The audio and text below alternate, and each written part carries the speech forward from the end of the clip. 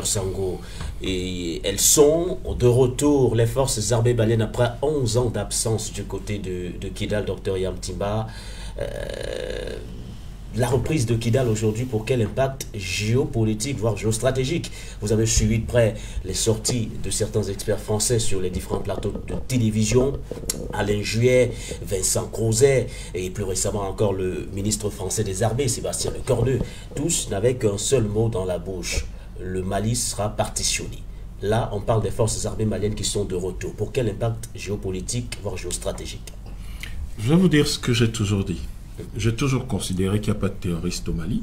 Tous ceux qui suivent mon propos depuis des années savent que c'est mon point de vue, qui n'est pas partagé, qui est peut-être isolé ou qui ne va pas dans le sens de soutenir ce que dit tout le monde. Mais je considère que le Mali est en guerre.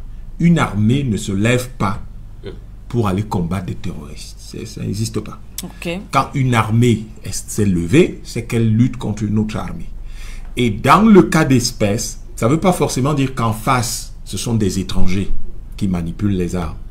Mais une armée, c'est à la fois des hommes, du matériel, du ravitaillement, de la logistique, des renseignements, etc., etc., de la formation, toutes ces choses-là. L'implication d'une armée étrangère ou d'une puissance étrangère dans une telle dynamique fait de ces combats des moments de guerre et fait de tous les crimes qui sont perpétrés des crimes de guerre. C'est le seul moyen de faire tomber tout cela dans le cadre du droit international. Tant que nous continuons à dire il y a du terrorisme au Mali, il y a du terrorisme à gauche, il y a du terrorisme à droite, en fait nous sortons du droit international toute cette souffrance et toute cette violence, et il n'est pas possible justement que les gens rendent compte ni rendent gorge. Tout ce qui ravitaille les mercenaires, les combattants, les soldats de la mort du nord du Mali, ce sont des gens qui ont déclaré la guerre à l'État du Mali. Et parce qu'ils ont déclaré la guerre à l'État du Mali, tous les crimes perpétrés par ceux qui collaborent avec eux sont des crimes de guerre, qui impliquent donc à la fois ceux qui tiennent la gâchette et ceux qui permettent que la gâchette arrive entre leurs mains. C'est des crimes de guerre. Et les crimes de guerre, il y a des conventions internationales reconnues qui permettent de les réprimer. Donc, cela étant dit, vous savez, les experts français, je crois qu'ils sont beaucoup plus experts en matière de propagande qu'en matière de compréhension de l'Afrique. Ça aussi, c'est quelque chose que je répète à l'envi depuis des années. Les Européens ne connaissent pas l'Afrique. Les Européens connaissent leurs intérêts. Et ils connaissent comment corrompre un certain nombre d'Africains ou compromettre un certain nombre d'Africains avec lesquels ils vont pouvoir implémenter, disons, si vous voulez, ils vont pouvoir parvenir à leur fin. C'est ce qu'ils connaissent le plus. Je ne vais pas dire que ces gens-là n'ont pas une bonne connaissance du renseignement ou de leur métier. Je crois que certains sont des généraux, d'autres sont des... Voilà, je crois qu'ils sont certainement des types très compétents dans leur travail. C'est pas ça qui m'intéresse. Ce qui m'intéresse, c'est que depuis le premier jour, nous avons dit, si les Maliens décident de se débarrasser de la MINUSMA et que les Maliens font partir les Français et les Français de Barkhane, les Européens de Takuba de leur territoire, les Maliens pourront reconquérir le nord du Mali et le sécuriser. Vraiment, c'est un point de vue partagé par tous les Africains depuis au moins une dizaine d'années. Et ce qui se produit au Mali en ce moment est purement et simplement la confirmation de quelque chose de beaucoup plus important que la célébration d'une simple victoire militaire. C'est la confirmation que si les Africains décident de s'occuper eux-mêmes de leurs problèmes, ils savent mieux que tout le monde ce qu'il faut faire. Ils savent mieux que tout le monde comment le faire. Et ils savent mieux que tout le monde avec qui ils peuvent le faire et où trouver les moyens de le faire.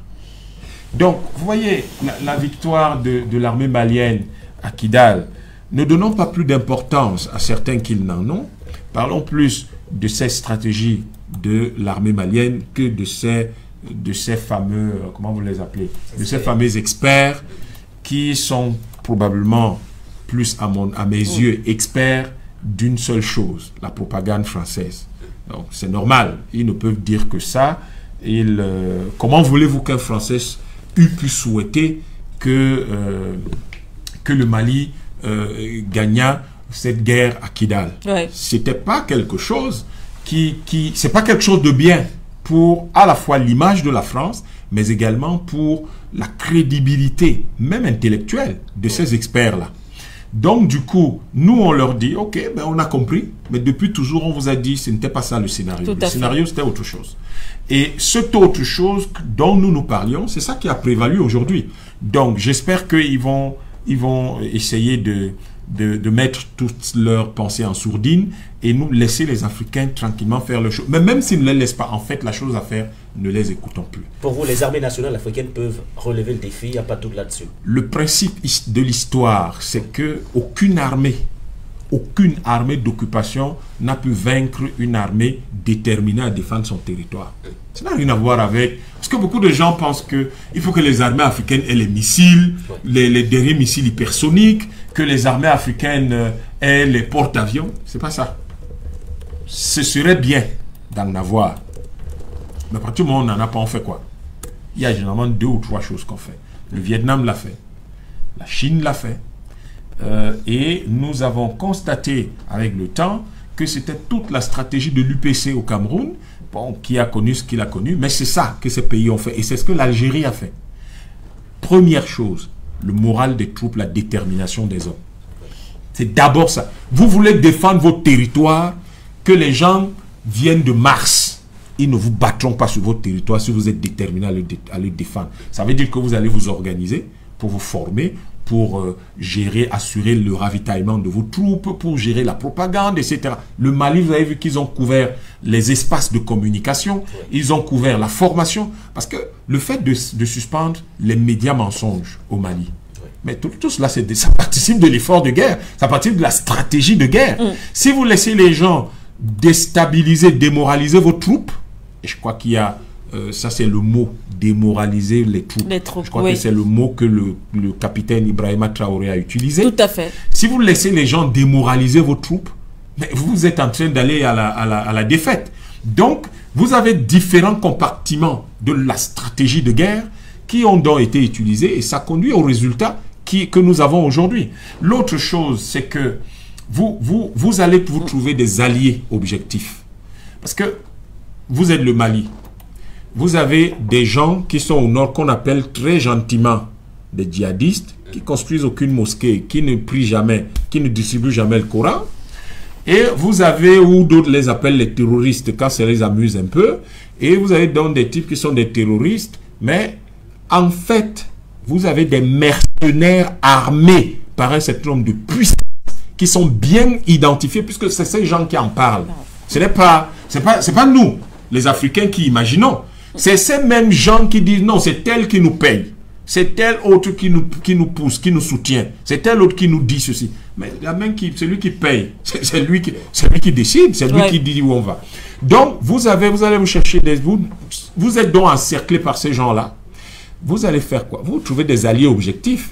L'avantage des alliés objectifs, c'est quoi? C'est que quand vous êtes un pays relativement fragile, faible, vous trouvez un autre pays qui est au moins aussi puissant que celui ou ceux qui s'attaquent à vous, et vous le convainquez de vous soutenir dans cette lutte pour équilibrer les forces. Ce sont des principes de physique et des principes naturels. Et lorsque les forces s'équilibrent, ou peut-être que ça bascule en votre faveur, vous avez donc le résultat de Kidal. La troisième chose que vous faites, c'est que vous vous assurez de vous extraire de toutes les organisations dans lesquelles, en fait, vous êtes distrait.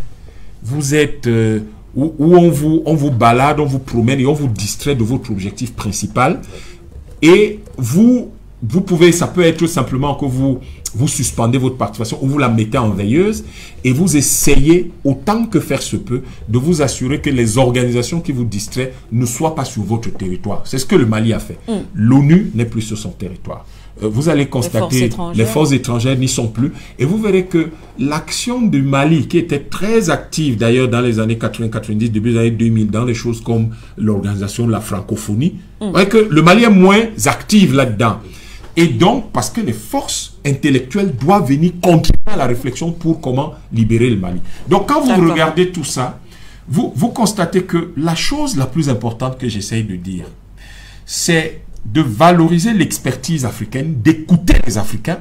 Et en écoutant les Africains, vous verrez que lorsqu'ils se mettent ensemble, ils savent exactement comment formuler, structurer, implémenter, conduire les solutions qui sont celles qui conviennent aux situations que vivent leur pays. Et ça donne les victoires de Kidal, qui n'est qu'une première victoire, parce que ce n'est pas fini. Tout à fait. Qui n'est qu'une première victoire. Merci à vous. N'oubliez surtout pas de vous abonner et d'activer la cloche de notification pour ne rater aucune de nos prochaines vidéos.